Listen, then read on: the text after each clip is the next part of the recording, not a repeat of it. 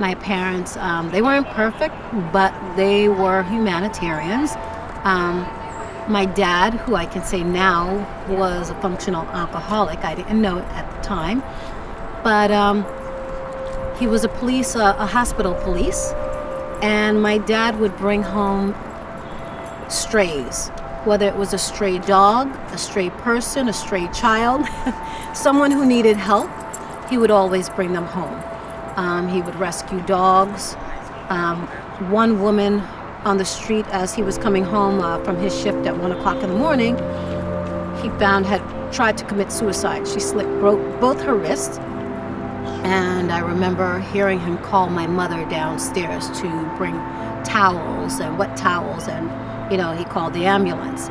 And then I made a friend who didn't speak English. This little girl my father brought home from the hospital, and her name was Yoji, and she was from Yugoslavia. And I had just gone shopping that day with my mother. We bought new clothes. I bought everything brand new, and just a lot of stuff that I really was looking forward to having. And my father brought this young lady home. She was a little girl. I was about 8 years old at the time, maybe 7 or 8. And my mother said to me, "We have a guest that's going to be staying with us." But she had no clothes. So I had to give half of what I just bought, that my mother just bought for me, to the little girl. And I'm an only girl. So I'm one of 3 children, 2 boys and 1 girl. So I had no sisters growing up. So when my father brought this little girl home, I was happy to have her. And he actually found her in the hospital.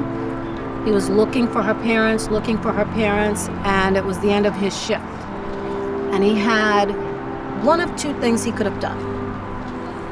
He could have turned the girl in to social services, and they would have put her into foster care. Or he could have taken a chance and brought her home, right, in hopes that her parents would find her. And he brought her home. And he just knew, he said, "I knew that they were going to come back for her. I knew they were looking for her." And at the end of the week, her parents, came back to the hospital, and they asked, if anybody's seen her. And my father said yes. And so I had a sister for 1 week, and the little girl went back to her family. And so that's one of the most cherished memories that I have of growing up. My son is now 37 years old, which I never thought I'd say that I would have a son that's 37 at this time in my life. I don't know. He's just grown up so fast.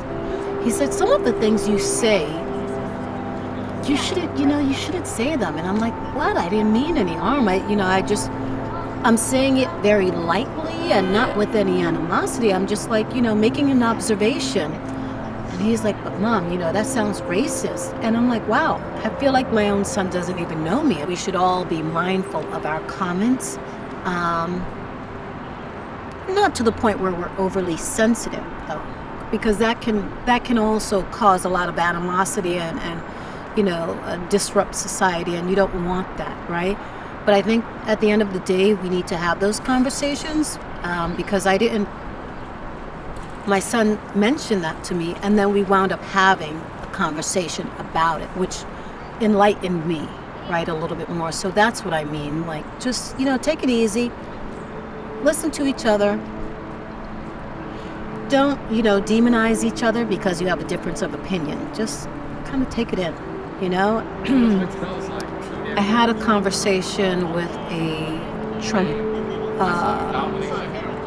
supporter one day, and the conversation was not to change their mind.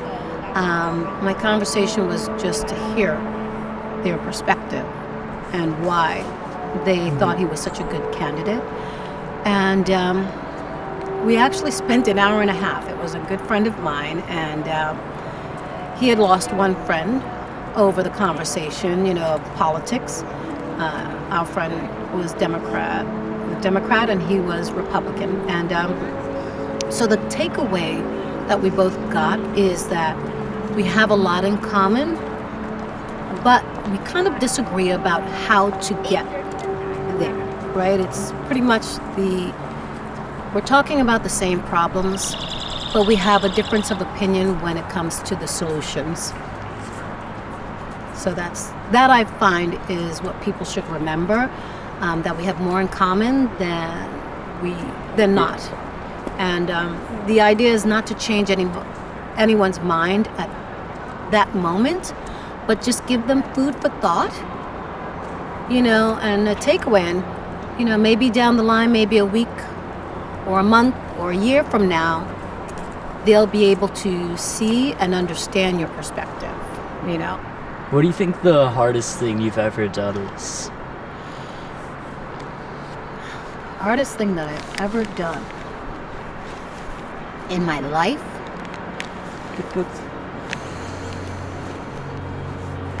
Oh gosh, I don't even have enough fingers to count. That's a tough choice. I would have to say, though, taking care of my mother when she was dying of breast cancer. And that was 36 years ago.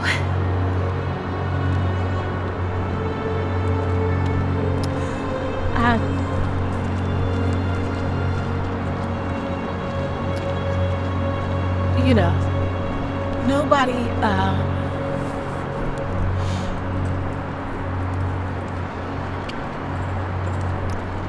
no one teaches you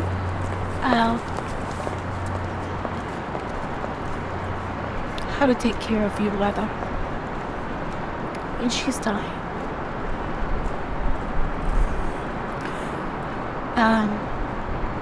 The second toughest thing was taking care of our Nana when she was dying, because she lived till 100 years old. And both my grandparents outlived their children. So my paternal grandmother outlived her son, and my maternal grandmother outlived her daughter. And our grandmothers lived till 94 and 100 years old. And, you have a little resentment sometimes because you feel like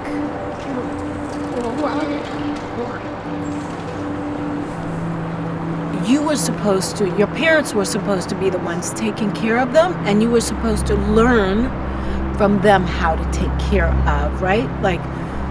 So had our parents, both our mother and father, lived long enough to take care of their parents, we would have learned how to nurture and take care of them, right? And as they got older. But, when you're a young adult,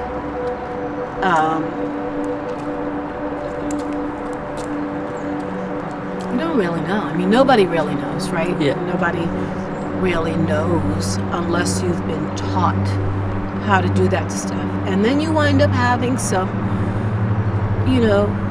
maybe regrets. Or, I don't know.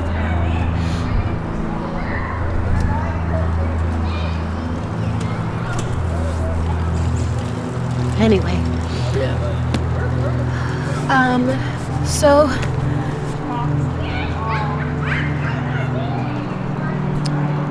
I would just say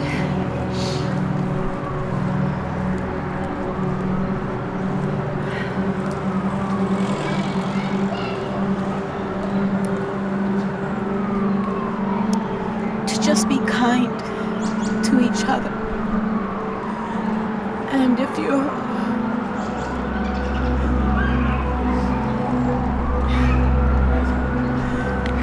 under stress and you don't know what to do,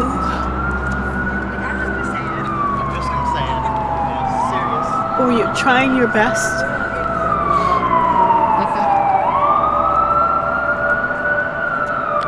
just let someone know that you need help, because people are not going to know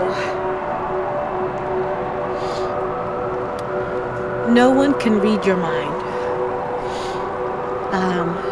No one is going to know what you're going through unless you tell them.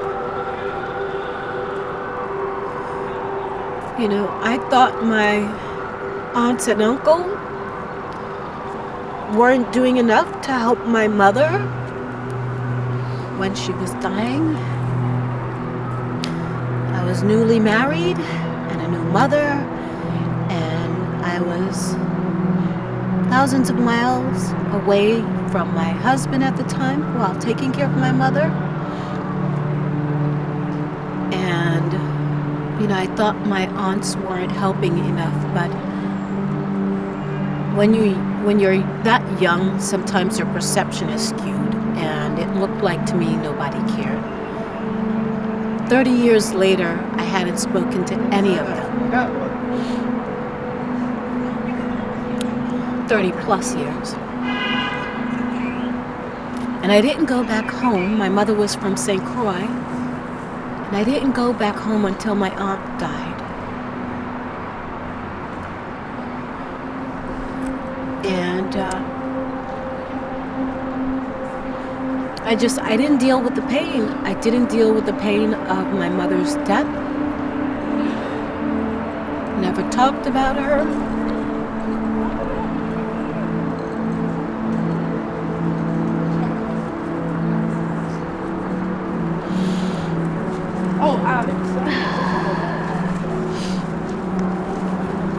And, you know,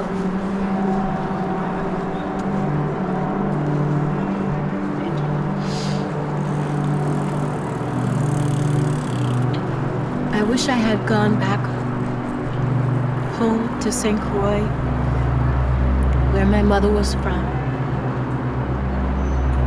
and spent those 30 years enjoying my aunt, all of them, you know, cooking, getting recipes, being there for them and laughing with them. You know, I didn't realize until my first aunt died,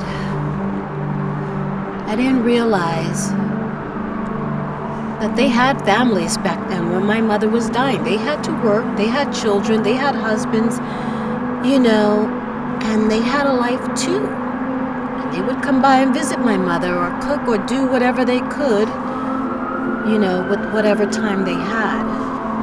And, you know, I just wish I was smarter then. You know, at 21, you think you're smart, you think you know a lot, and but then you get older and you're like, wow, I didn't know anything, you know, or there's so much that I didn't know, right? We know things, but we don't know. There are a lot of things we don't know, so that's it. I would just say don't waste time. Don't waste time being angry with people, family and friends. Just live every day in the moment and forgive, you know, forgive. Be quick to forgive and move forward, you know, because life is short and there are so many beautiful experiences to be had with each other. So, I'm sorry. It's okay.